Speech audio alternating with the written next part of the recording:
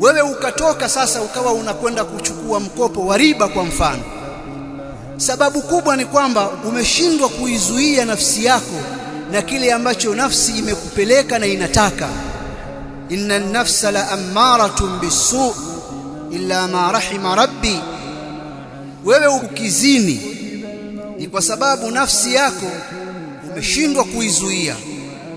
Ukiiba vivyo hivyo, ukinywa pombe hivyo hivyo, ukisema uongo, kila jambo ambalo linaweza kukuangamiza wewe, basi ni kwa sababu umeshindwa kuizuia nafsi yako, kwa sababu adui wa kwanza kabisa wako wewe ni nafsi yako, kama wanavyosema wanawavioni wa Kiislamu.